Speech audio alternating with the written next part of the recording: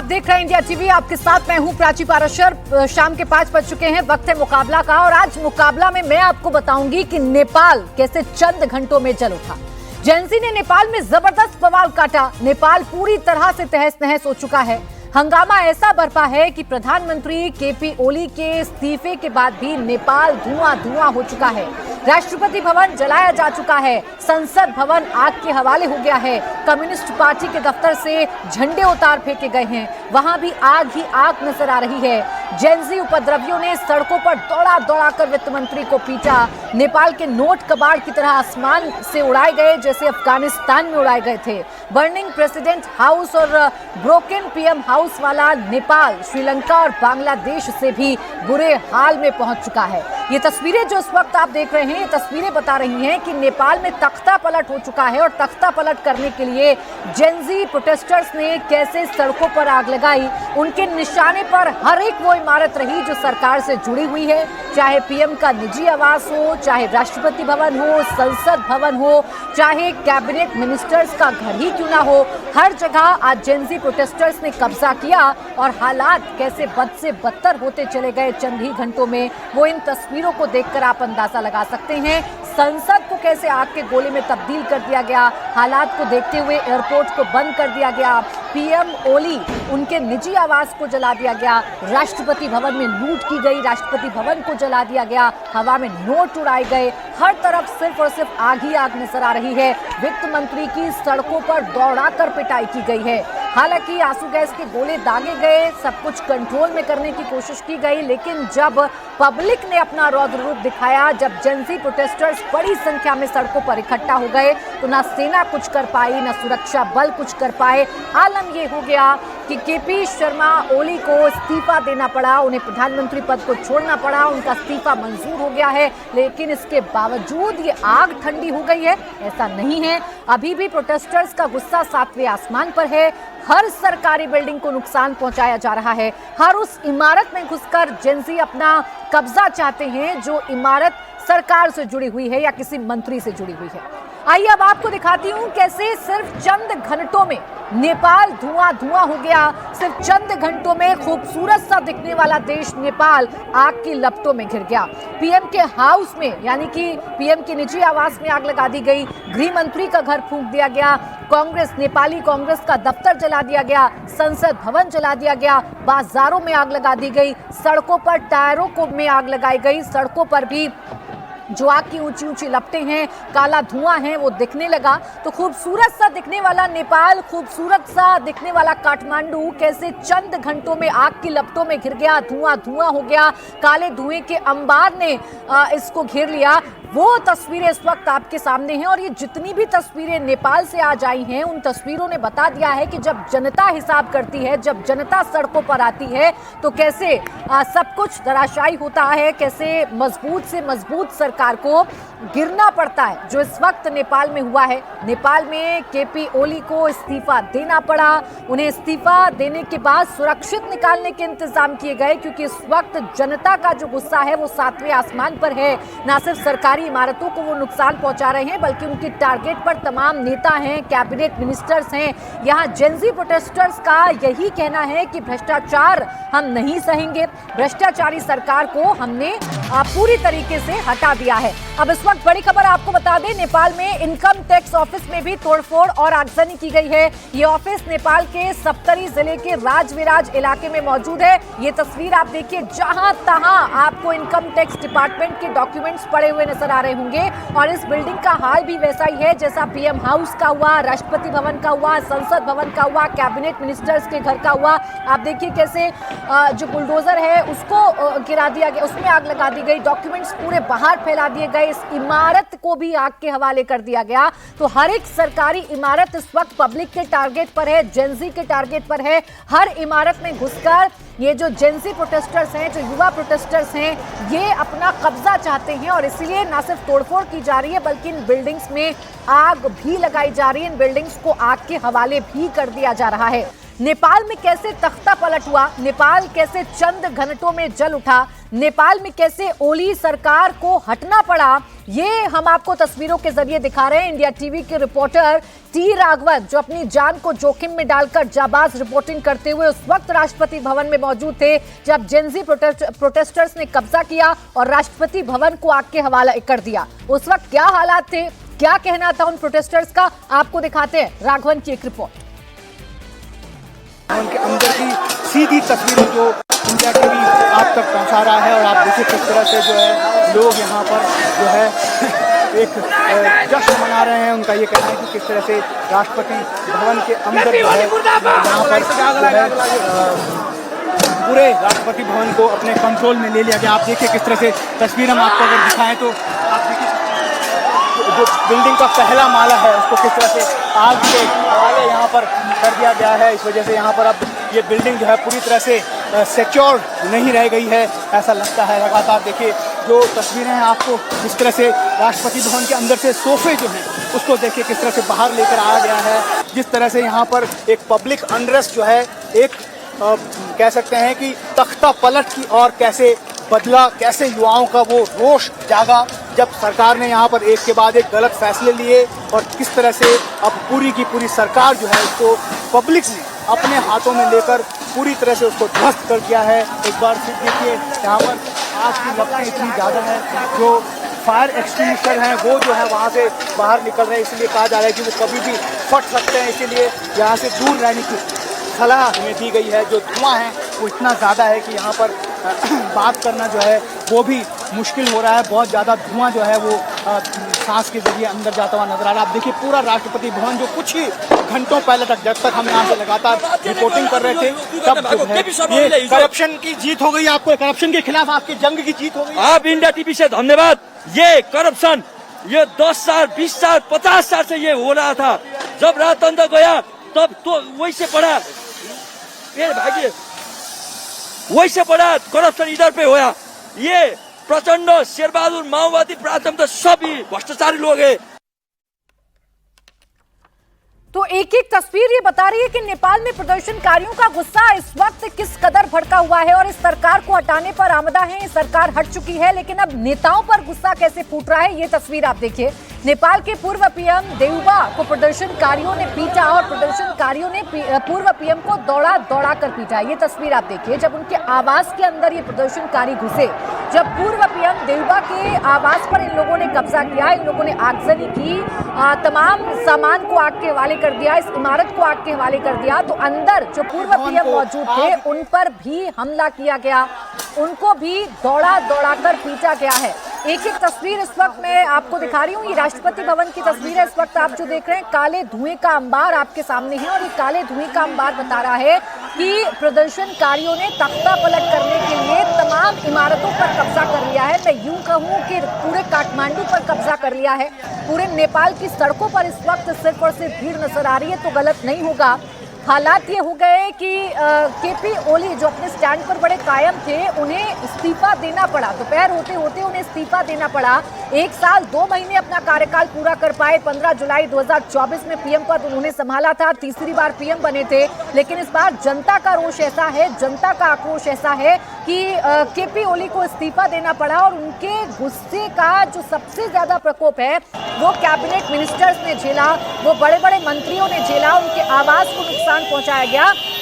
तो गुस्सा इस कदर था कि इन लोगों ने कई नेताओं को भी दौड़ा दौड़ा कर पीटा है, कई नेताओं को भी अपने गुस्से का शिकार बनाया है, चाहे वो नेपाल के पूर्व पीएम देउबा हो जिनको प्रदर्शनकारियों ने पीटा, प्रदर्शनकारियों ने पीएम को दौड़ा दौड़ा कर पीटा। ये आप तस्वीर देखिए जब उन्हें बचाया गया, चूंकि सुरक्षा बल मौजूद थे, ये देखिए उनको बचा कर ले जाया जा रहा है, उनको बाहर निकालने की कोशिश की जा रही है क्योंकि ये जो पूर्व पीएम है ये जेनजीओ के हत्थे चढ़ गए। अब इनका गुस्सा इन नेताओं से ही है, ये सरकार में साजी हैं, नेपाली कांग्रेस के नेता हैं, पूर्व पीएम हैं नेपाल के और सरकार में साथ हैं, तो इसीलिए इन पर भी लोगों का गुस्सा फूट पड़ा और इन्हें भी दौड़ा दौड़ा कर पीटा गया। बड़ी मुश्किल से सुरक्षा बलों ने इन्हें जेनजीओ के कब्जे से छुड़ाया है। और सिर्फ ये पूर्व पीएम नहीं बल्कि वित्त मंत्री को भी कैसे पीटा गया वो भी मैं आपको तस्वीर दिखाती हूँ। नेपाल में जेनजी का गुस्सा भ्रष्टाचार और घोटाले में घिरी सरकार के खिलाफ फूटा।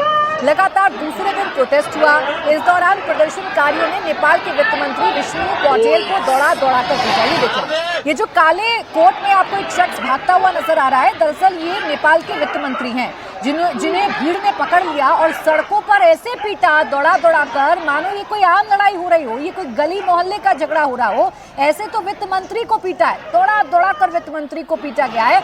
यही वजह है कि नेपाल के आसमान में हेलीकॉप्टर्स की उड़ान, हेलीकॉप्टर्स की आवाज सुनाई देने लगी, क्योंकि इन तमाम मंत्रियों को निकालकर सुरक्षित जगहों पर पहुंचाया गया। अगर ऐसे हाल होंगे नेपाल के, जहां मंत्रियों को पीटा जाएगा, पूर्व पीएम को पीटा जाएगा, तो फिलहाल नेपाल कैसे जल उठा है वो आप लगातार नेपाल से आई तस्वीरों को देखकर अंदाजा लगा सकते हैं। राष्ट्रपति भवन, संसद भवन, पीएम का निजी आवास, इनकम टैक्स की इमारत, कैबिनेट मिनिस्टर्स के घर, नेपाली कांग्रेस के नेताओं के घर, ये तमाम घरों को ध्वस्त कर दिया गया। देखिए, लात मार के वित्त मंत्री को नीचे गिराया जाता है और फिर भीड़ इन्हें दौड़ा कर दूसरी तरफ ले जाने लगती है। तो नेपाल में इस वक्त ये हालात कैसे पैदा हो गए, अब नेपाल का आगे क्या होगा? आज तो जेनजी कब्जे में पूरे नेपाल को कर चुके हैं, लेकिन आगे अब क्या रास्ता निकलेगा, इसी पर चर्चा करेंगे। खास मेहमान इस वक्त हमारे साथ हैं, वैभव सिंह, विदेश मामलों के जानकार हैं, और इस वक्त हमारे साथ major general retired A K. Siwach साहब भी हैं, डिफेंस एक्सपर्ट के तौर पर, और कजीमन आत्रे, सोशल एक्टिविस्ट हैं, सीधा नेपाल से हमारे साथ जुड़ रहे हैं। मैं वैभव आपसे शुरुआत करना चाह रही हूँ, उन तस्वीरों के मायने मुझे समझाइए और बताइए कि अब आगे क्या। ये जेनजी जो कह रहे हैं, जो प्रोटेस्टर जो कह रहे हैं, अभी भी हमारे सहयोगी राघवन लगातार उनसे बात कर रहे थे, वो कह रहे हैं हमें कब्जा चाहिए, हमें आजादी चाहिए। देखिए, ये नेपाल में ये जो परिस्थिति पैदा हुई है, नेपाल में परिस्थिति ये आज से नहीं पैदा हुई है, पिछले कई सालों से वहां पे जो गुस्सा है वो वहां पे युवाओं के अंदर और नेपाल की जनता के अंदर पनप रहा था।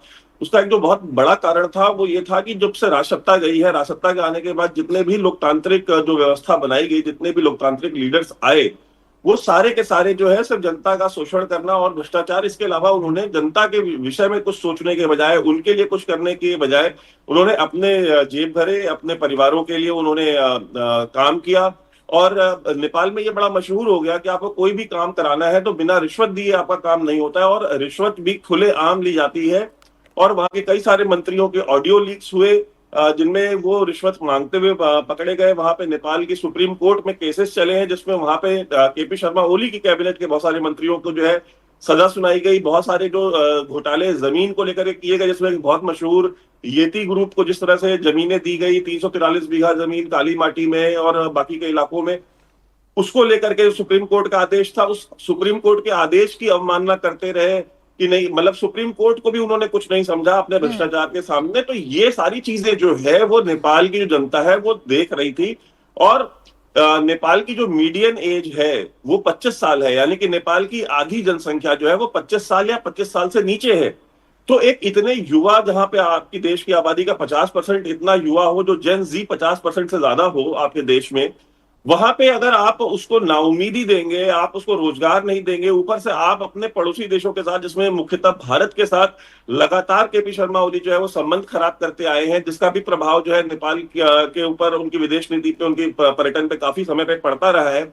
तो जो नेपाल की जनता है वो इस चीज को लेकर के बहुत ज्यादा फ्रस्ट्रेटेड थी। और ये जो सोशल मीडिया पे बैन है, ये वो चिंगारी हो सकती है जिससे ये आग लगी है, लेकिन ये आग जो है ये बहुत लंबे समय से सुलग रही थी। और ये अगर आप ये देख रहे हैं, और उसके बाद जब जेन जी जो कि शांतिपूर्ण प्रदर्शन करने निकले थे कल, उनके ऊपर आपने गोलियां चला दी, आपने 20-25 युवा मार दिए, तो ये देख करके फिर वो गुस्सा और भी भड़क गया कि आप हमको हमारे पास एक माध्यम था अपना गुस्सा जो है सामने रखने का शांतिपूर्ण तरीके, सोशल मीडिया, आपने पहले उसको बंद किया, फिर हम शांतिपूर्ण रैली निकाल रहे थे, आपने उस पर गोलियां चलवाई।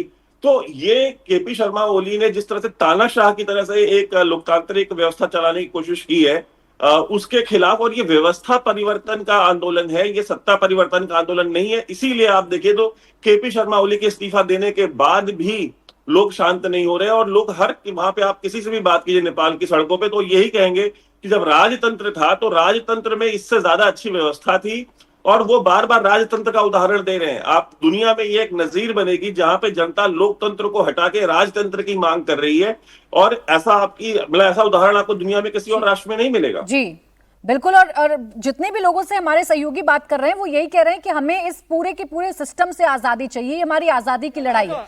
ये तस्वीरें एक बार फिर से हम अपने दर्शकों को दिखा रहे हैं क्योंकि ये तस्वीरें बड़ी चौंकाने वाली आई हैं। चाहे राष्ट्रपति भवन हो, चाहे संसद भवन हो, हर जगह पर ये प्रोटेस्टर कब्जा करना चाह रहे हैं और इनकी एक ही मांग है कि सरकार ने तो इस्तीफा दे दिया, सरकार तो चलो हट गई, या जो केपी ओली है वो हट जरूर गए, लेकिन हमें सिस्टम से आजादी चाहिए। हमने बहुत करप्शन झेला है, अब हमें करप्शन नहीं चाहिए, ये लगातार लोगों की तरफ से कहा जा रहा है। अब कंजीमन जी, आप चूंकि नेपाल में ही मौजूद हैं, आप मुझे वहां के हालातों को समझाइए। अब आगे ये सब कुछ कैसे शांत होगा?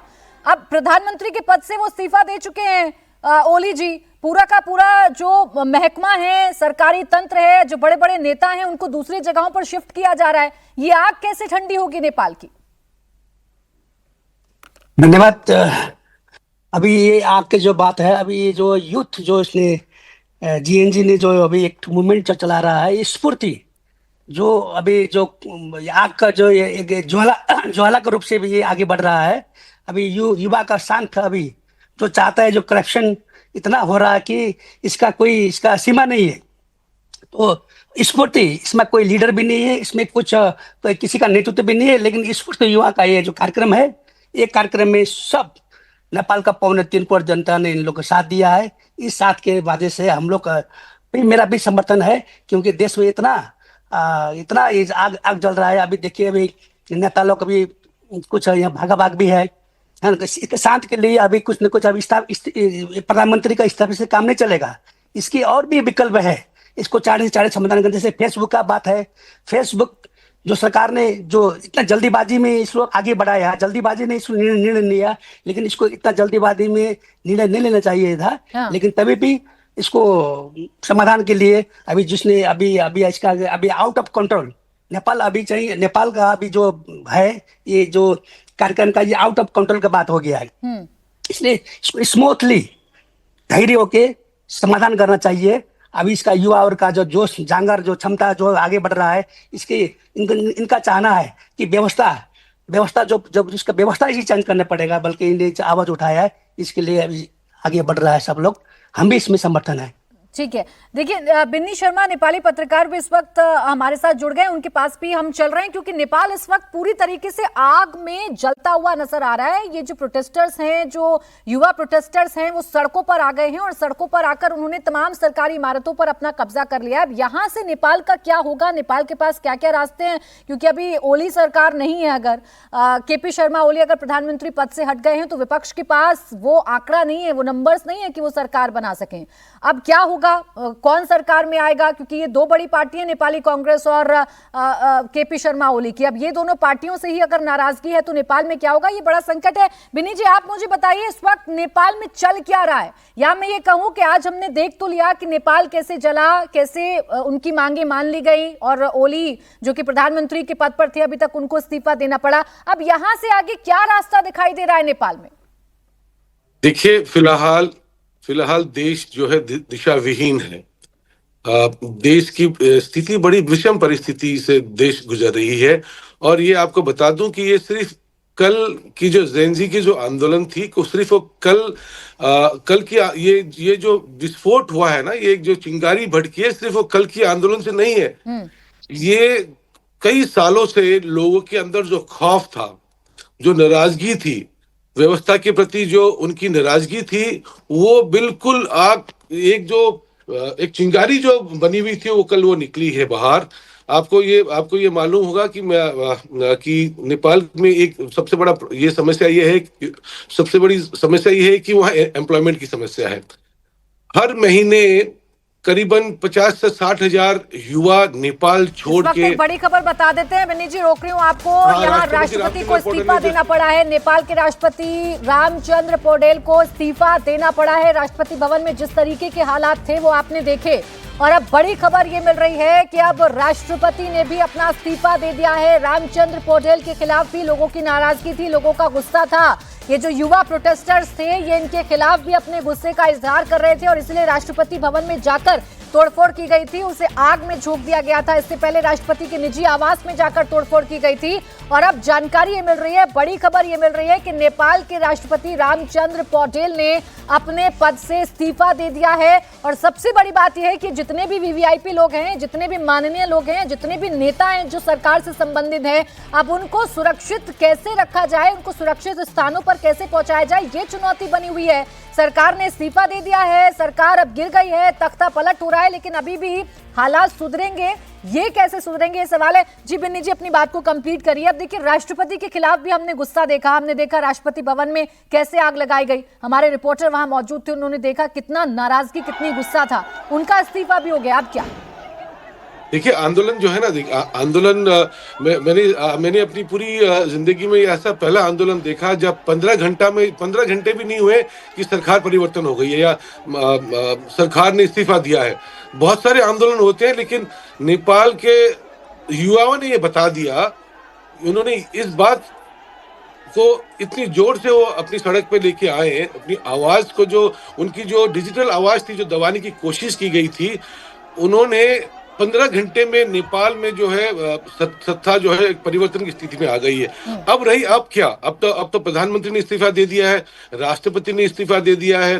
तो मैंने कई जानकारों से मैंने बातचीत की है, कई लोगों से जो इससे प्रत्यक्ष इससे संलग्न है, जो इससे सरोकार रखते हैं, जितने भी, जैसे आपने कहा, वीआईपीओ को, पूर्व मंत्रियों को, सांसदों को, जो इम्पोर्टेंट व्यक्तित्व है, उनको अभी सबको आर्मी ने रखी हुई है। आर्मी ने सबको, आप मेरी आवाज सुन रही हैं? जी जी जी, बोलें सर। सारे आर्मी के कस्टडी में है, सुरक्षित घेराबंदी में है, और लेकिन फिर भी लोगों का गुस्सा कम नहीं हुआ है।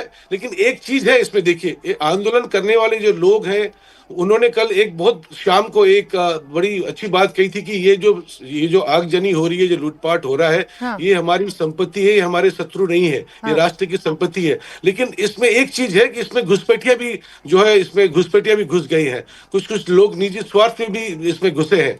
हालांकि आवाज सत्ता परिवर्तन की है, जो ओली जी की इस्तीफा की है, जो उन्होंने दे दिया है।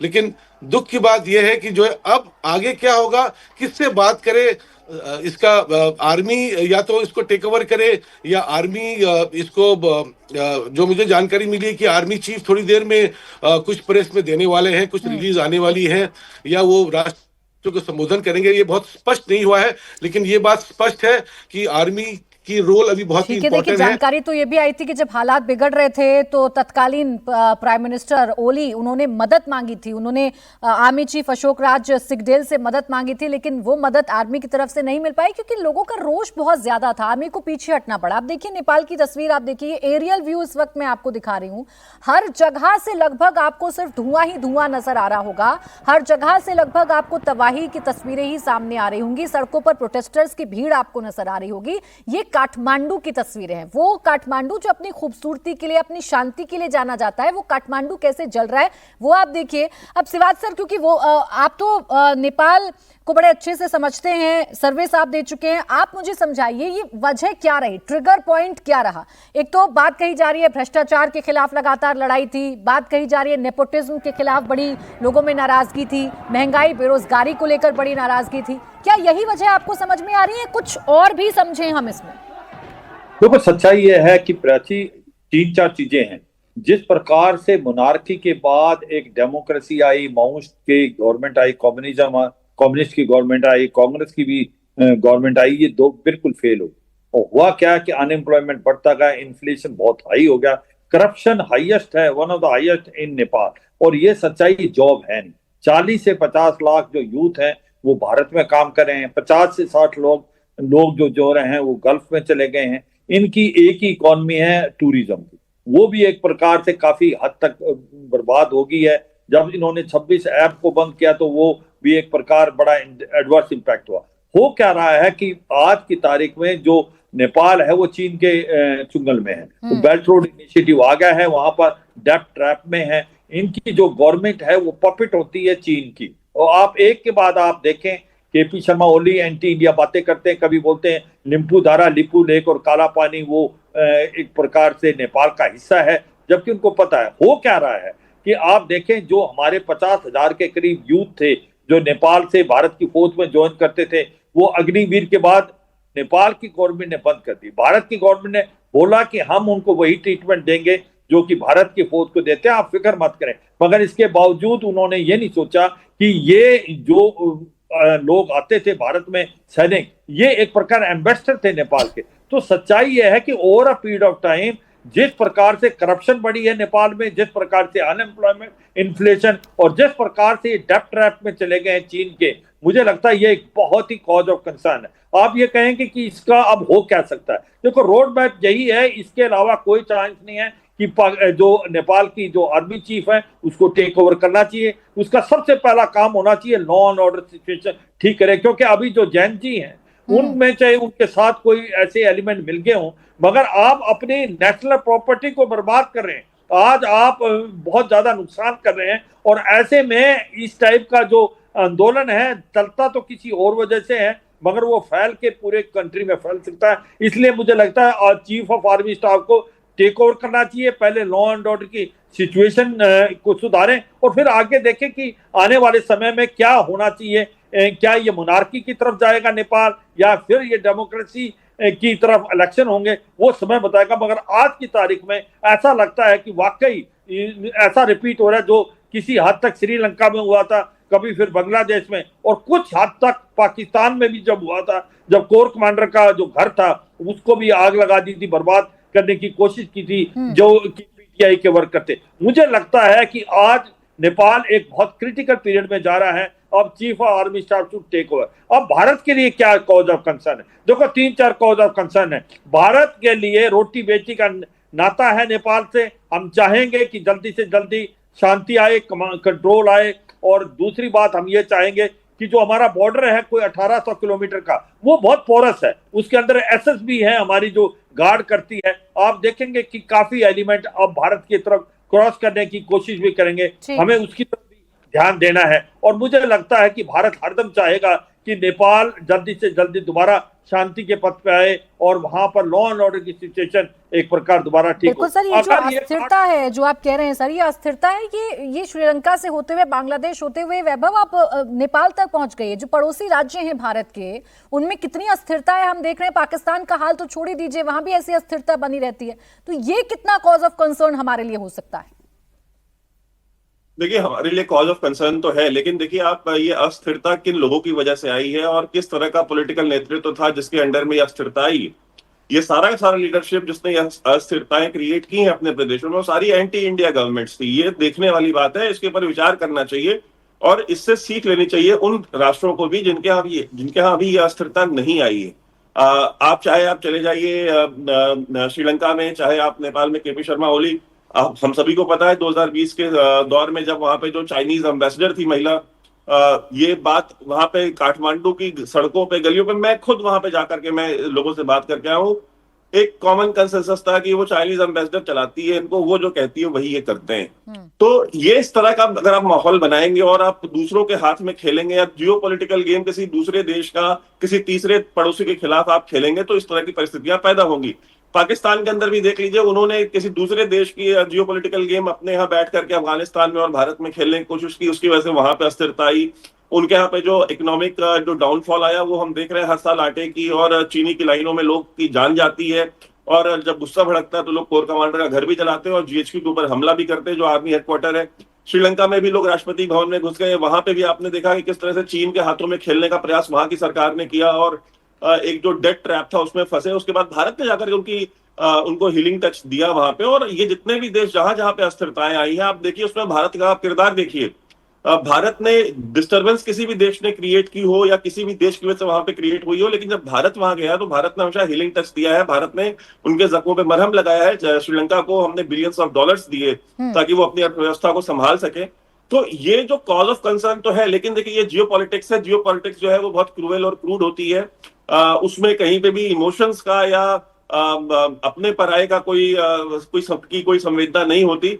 तो हमको अपनी आंखें खुली रखनी है और परिस्थितियों पर नजर बनाए रखना है। और देखिए ये राइटिंग ऑन द वॉल थी, ये होना ही था। जो लोग इस रीजन की पॉलिटिक्स को देखते हैं उनको पता है कि नेपाल में ये होना है। बस इंतजार ये था कि ये कब होगा, ये साल भर में होगा, बिल्कुल 6 बिल्कुल महीने में ठीक होगा, कह रहे हैं तो आप वैभव, जिस तरीके से आपने समझाया कि जो हालात थे वो कैसे एंटी इंडिया मूवमेंट इन लोगों में चल रहे थे और कैसे फिर इन देशों में ये बर्बादी की तस्वीरें देखने को मिली। अब देखिए, नेपाल के पीएम केपी शर्मा ओली ने इस्तीफा दे दिया है, नेपाल के राष्ट्रपति रामचंद्र पौडेल का इस्तीफा हो चुका है, सरकार गिर चुकी है, जो सरकारी इमारतें हैं उनमें जेनजी प्रोटेस्टर्स ने कब्जा कर लिया है। अब जो एक चेहरा जिसकी चर्चा सबसे ज्यादा हो रही है वो चेहरा है बालेन शाह, उनको पीएम बनाने की मांग की जा रही है। ये बालेन शाह काठमांडू के मेयर हैं जिन्हें पीएम बनाने की मांग की जा रही है। अब ये क्या वैकल्पिक चेहरा हो सकते हैं, क्या ये पीएम बन सकते हैं, ये अब सबसे बड़ा सवाल है। बिन्नी जी, ये बालेन शाह के बारे में जरा बताइए, एकाएक इनकी चर्चा होने लगी है। अभी तक तो जितने प्रोटेस्टर्स थे वो कह रहे थे युवा होने चाहिए, युवाओं के हाथों में सब कुछ होना चाहिए। और इनके बारे में अगर मैं कहूं तो ये आंदोलन का चेहरा बने हुए हैं, काठमांडू के मेयर हैं, युवाओं के बीच खासे लोकप्रिय रहे हैं। इनके ज्यादातर जो पोस्ट हैं बड़े ट्रेंड करते हैं। टाइम मैगजीन में उन्हें 2023 की अपनी टॉप 100 शख्सियत की सूची में रखा था। सिविल इंजीनियर के तौर पर अपने करियर की शुरुआत की थी, रैपर के रूप में अपनी किस्मत आजमाई और फिर उसके बाद ये राजनीति में आए और काठमांडू के मेयर पद के लिए इन्होंने चुनाव लड़ा।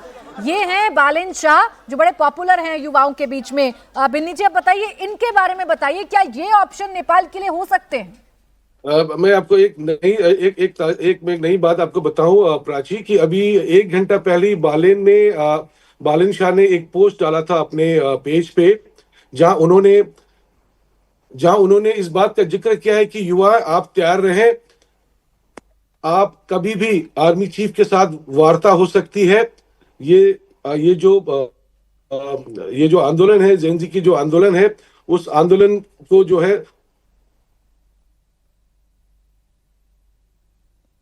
तो देखिए, बालेन शाह का नाम बड़े जोरों शोरों से चल रहा है कि बालेन शाह को अगला प्रधानमंत्री बनाया जाए, ये जेनजी की तरफ से कहा जा रहा है। और ये बालेन शाह कौन है, तो इनके बारे में हमने आपको बताया कि आंदोलनकारी कह रहे हैं लगातार कि इनके हाथों में सत्ता सौंपी जाए। फिलहाल ये काठमांडू के मेयर हैं, लेकिन इससे पहले एक सिविल इंजीनियर के तौर पर उन्होंने अपने करियर की शुरुआत की थी, रैपर रहे, रैपर के बाद राजनीति में इन्होंने अपना जो हाथ है वो आजमाया और ये मेयर बन गए काठमांडू के। लेकिन युवाओं के बीच में काफी पॉपुलर रहते हैं, ये आंदोलन का एक बड़ा चेहरा बन गए जिसके जरिए इनके नाम को प्रोजेक्ट किया जा रहा है। कजीमन जी, आप बताइए, बालेन शाह की चर्चा क्यों हो रही है और ये कैसे पहली पसंद बने हुए हैं, या इनकी कितनी पॉसिबिलिटी है कि सत्ता की कमान इनके हाथ में जा सकती है?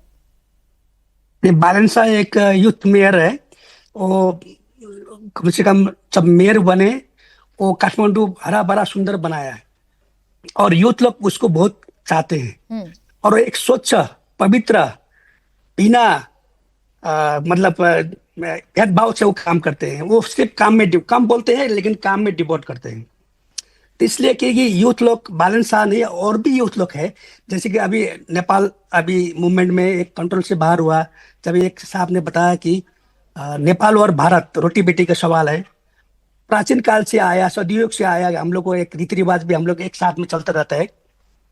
लेकिन क्या है कि अभी तो प्रधानमंत्री ने इस्तीफा दिया, इसके बाद विकल्प सरकार खोज रहा है, क्योंकि नेपाल में अभी डेमोक्रेसी प्रजातांत्रिक पद्धति से चलना चाहिए।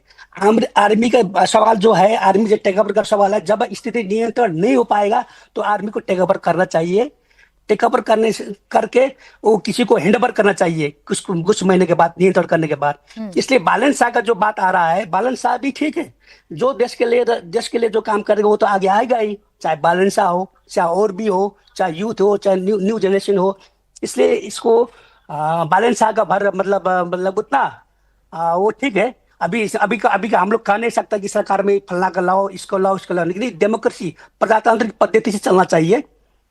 इसलिए सब लोग बोलते हैं कि इससे पहले राजशाही ठीक था, राजा ही ठीक था, क्योंकि राजा एक हम लोग को हिसाब से जो चल रहा है, हम लोग एक रीति रिवाज से चल रहा है, राजा ही बेटर था। बल्कि यहाँ पर मूवमेंट भी चला और मूवमेंट भी हुआ, अभी आके कुछ महसूस भी हुआ कि हाँ भाई राजा की ठीक है, बल्कि बात भी चल रहा है। ठीक है, अभी आर्मी की रोल की बड़ी चर्चा सिवात्सर की जा रही है। वहां के आर्मी चीफ अशोक राज सिगडेल, जब ये हालात उपजे, ये हालात जो आउट ऑफ कंट्रोल हो गए, जब मदद मांगी गई ओली की तरफ से, तो मदद से पहले कहा गया कि आप इस्तीफा दे दो। हमारे साथ वरिष्ठ पत्रकार नलिनी सिंह भी जुड़ गई हैं, उनके पास भी चल लेते हैं। नलिनी जी, आप मुझे बताइए, ये नेपाल में एकाएक हालात इतने बद से बदतर कैसे हो गए? चंद घंटों में नेपाल जल गया और पूरी की पूरी सरकार गिर गई।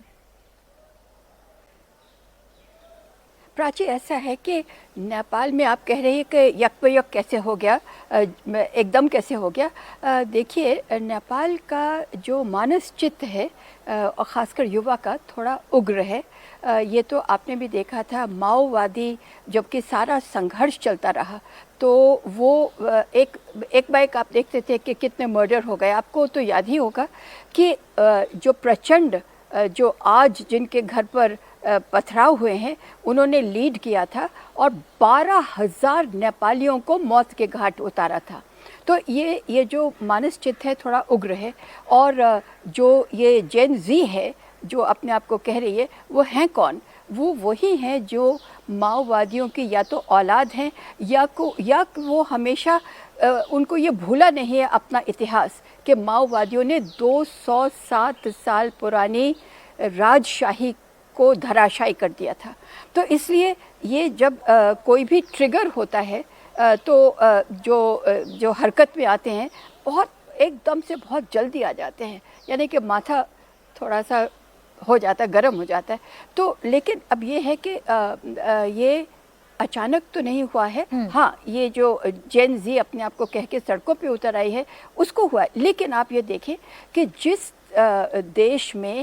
जिस देश का जीडीपी ग्रॉस डोमेस्टिक प्रोडक्ट 25% उसमें भाग है जो नेपाली बाहर से पैसा भेज रहे हैं, यानी रेमिटेंसेस कर रहे हैं। तो आप समझ सकते हैं कि देश में जो अर्थव्यवस्था उसके हालात क्या हैं।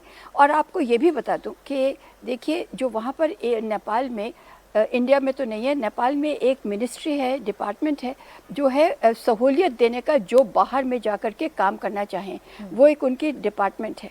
आज आप ये जानिए, आज यानी 3-4 दिन पहले वहाँ पर जो क्यू लगते हैं, लाइन लगती है सुबह सुबह से लोगों की, युवा की देश से पलायन करने की, वो 5 साल पहले से ज़्यादा लंबी लाइनें हैं। तो जहाँ पर युवा समझ रहा है कि उसको अपना भविष्य यहाँ पर या तो दिखाई नहीं दे रहा है या उज्जवल दिखाई नहीं दे रहा है, और फिर वहाँ पे लगता है कि उन्होंने जो कहा कि नेपो बेबीज़, यानी कि जो राजनेता हैं उनके बच्चे या उनके परिवार कुछ ठाठ से रह रहे हैं, बाहर में रह रहे हैं। और लास्ट चीज़ उनको लगा कि भ्रष्टाचार तो खैर हमेशा ही रहा है। तो लेकिन ये सब तीनों जैसे कहते हैं कि एक बड़ा भारी पोटेंट कॉकटेल, यानी कि बहुत ही ज़्यादा ये एक विशाला सा एक कॉम्बिनेशन हो गया।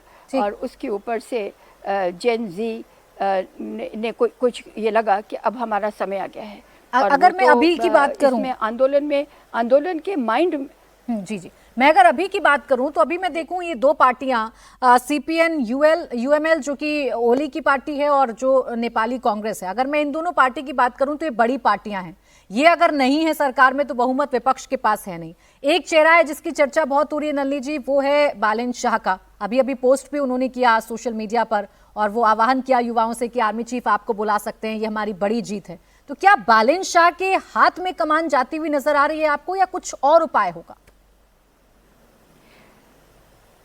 प्राची, अगर देखिए, एक तो ये है कि आज भी नेपाल में जब हम कह रहे हैं कि ये बिल्कुल बेपेंदी का लोटा जैसा नज़र आ रहा है, क्योंकि प्रेसिडेंट ने भी तथाकथित रूप से रामचंद्र पौडेल जी ने भी तथाकथित रूप से रिज़ाइन कर दिया है। प्राइम मिनिस्टर तो खैर रिज़ाइन कर ही चुके हैं, इस्तीफा हो ही चुका है, और सारे मंत्री रिज़ाइन कर चुके हैं। तो ऐसा लगता है कि वहाँ कोई भी नहीं है, ऐसा नहीं है। वहाँ पर सेना है, वहाँ पर जो उनका जो प्रशासन है, उनके कैबिनेट सेक्रेटरी, चीफ सेक्रेटरी वगैरह वो हैं। तो कमान अभी इस वक्त संभालने के लिए उनके हाथ में। बालेन शाह की जो आपने बात की, बहुत ही इंटरेस्टिंग बात, आपको याद होगा या आपको ज़रूर जानकारी होगी, बालेन शाह का नाम ले रहे हैं सड़क में सभी लोग काठमांडू में। हाँ। अब ये समझिए, बालेन शाह मधेसी हैं, ये मधेसी मूल के नेपाली नागरिक हैं, और आप जानते हैं कि कोई ये छुपा नहीं हुआ है कि पहाड़ी और मधेसी के बीच में हमेशा ही एक संघर्ष रहा है।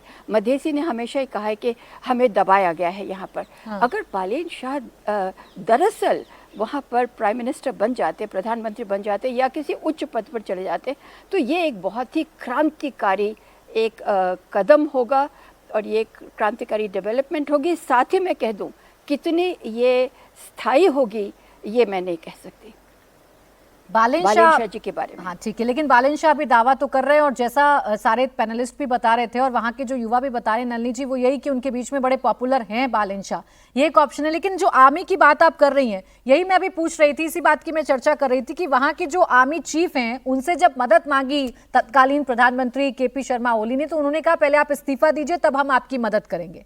इस्तीफा दिया KP शर्मा ओली ने और उसके बाद अब जो सेना है वो सब देख रही है, लेकिन अभी भी ऐसा लग नहीं रहा कि कुछ कंट्रोल में है। यहाँ से क्या आर्मी रूल की तरफ अब कुछ दिन के लिए आगे बढ़ेगा नलिनी जी नेपाल? देखिए नहीं, मुझे नहीं लगता कि नेपाल वहाँ के जो जेन जी है, अगर आर्मी ने कदम उठा लिए गलत, मैं समझती हूँ, मेरी समझ में, कि हम अब चलाएंगे इस देश को, तो आप देखिए जेन जी ने जैसे एक लोकतांत्रिक सरकार को हटाया है, तो आर्मी को हटाने में कितनी देर लगेगी। तो इसलिए वो नहीं होगा जो कि जेन जी इस वक्त ये पीढ़ी जो मांग रही है, वो कह रही है कि सारे के सारे मेंबर्स ऑफ पार्लियामेंट इस्तीफ़ा दें और दोबारा चुनाव हो, और उसमें फिर उसके, और मुझे लगता है कि अंतरिम तरीके से ये बालेन शाह को बोल रहे हैं, रवि लामिछाने को बोल रहे हैं। रवि लामिछाने को आपको पता ही है कि उन्होंने अभी कुछ ही घंटे पहले जेल से छुड़ा लिया है जेन जी ने। वो तो जेल में थे, एक मनी लॉन्ड्रिंग और एम्बेजलमेंट और फ्रॉड में, यानी कि उन पे आरोप थे, तो वो तो जेल में थे। लेकिन अगर जेन जी यहाँ तक पहुँच गया है तो आप ये समझ लीजिए कि उनके मन में इस वक्त कितना डिजर्नमेंट जिसे कहते हैं, कि कितनी बुद्धि इस वक्त काम कर रही है। वो लगता है कि बहुत युवा बुद्धि काम कर रही है। हाँ। लेकिन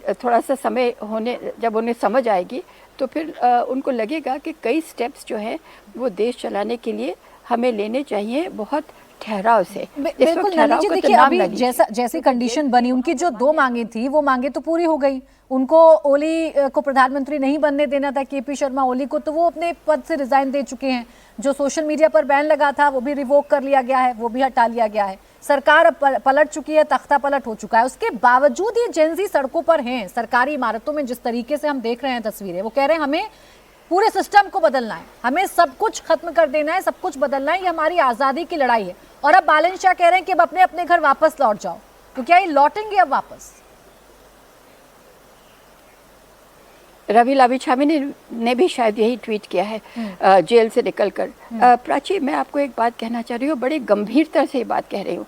देखिए, जिस जोश से और जिस आवेश में ला करके सोशल मीडिया ने ये तथाकथित रूप से जेन जी, यानी कि 18 साल से लेकर 28 साल के जो वहाँ पे युवक हैं, उनको ला खड़ा किया है, इस वक्त इनकी डोर, बुरा न माने, ये Facebook, WhatsApp, Twitter, Instagram, messenger इनके हाथ में है।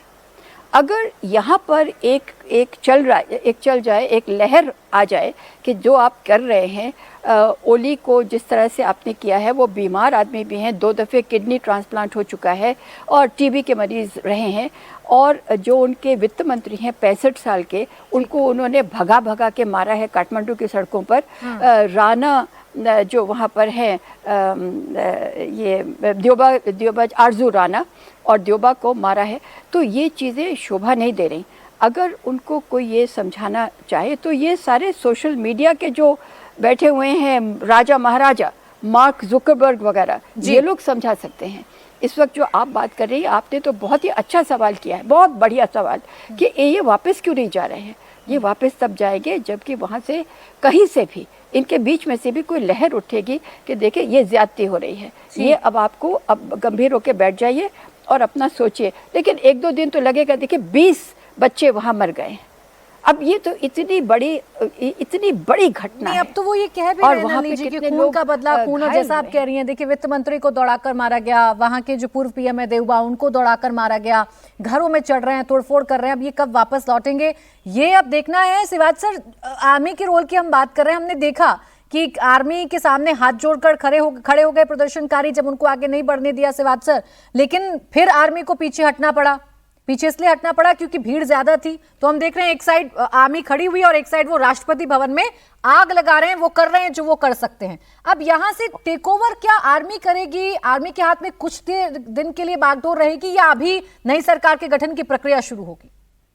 देखो, सच्चाई है कि अभी जो आपका मेन एम है कि कहीं ना कहीं लॉ एंड ऑर्डर सिचुएशन को कंट्रोल में करना। आर्मी और कोई ऐसी ऑर्गेनाइजेशन इंस्टीट्यूशन नहीं है नेपाल में जो इसको कंट्रोल कर पाए।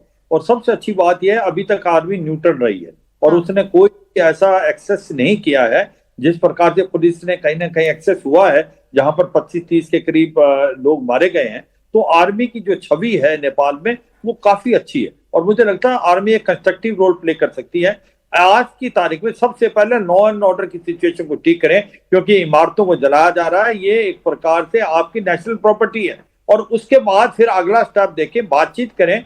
जैसे आप कह रहे हैं कि काठमांडू के जो मेयर हैं वो बहुत ज्यादा पॉपुलर हैं, बातचीत करके और इनके जो लीडर हैं जैन जी के, उनके साथ बातचीत करके और कहीं ना कहीं रोड मैप बने। और मुझे लगता है जो आर्मी टेक ओवर करेगी वो टाइम बिंग के लिए करेगी। एम ये होगा एक बार टेक ओवर करें कि नेक्स्ट इलेक्शन की बात चले। तो ये सच्चाई है आज की तारीख में। अगर कोई इंस्टीट्यूशन नेपाल के अंदर कंट्रोल ला सकती है और जिसकी रिस्पेक्ट भी है नेपाल में, वो नेपाल की आर्मी है। और मुझे लगता है आर्मी चीफ बहुत एक कंस्ट्रक्टिव रोल प्ले करेंगे, वो बातचीत से करेंगे। और क्योंकि उन्होंने कोई भी एक्सेस नहीं किया तो लोगों की छवि बहुत अच्छी है और यूथ जो जैन जी है वो भी अपनी आर्मी को चाहते हैं। मुझे लगता है they should take over temporary, control करें, सिचुएशन को संभालें। बिल्कुल और सर, ये प्राथमिकता है क्योंकि अभी सड़कों पर जिस तरीके का बवाल मचा हुआ है उससे नेपाल को बड़ा नुकसान पहुंच रहा है। और रही बात आर्मी की रिस्पेक्ट की, तो हमने देखा वो जेनजी जो उस वक्त सब कुछ तबाह करने पर आमदा है, वो आर्मी के सामने हाथ जोड़कर खड़े रहे और रिक्वेस्ट किया कि हमें आगे जाने दीजिए, फिर आर्मी पीछे हटी।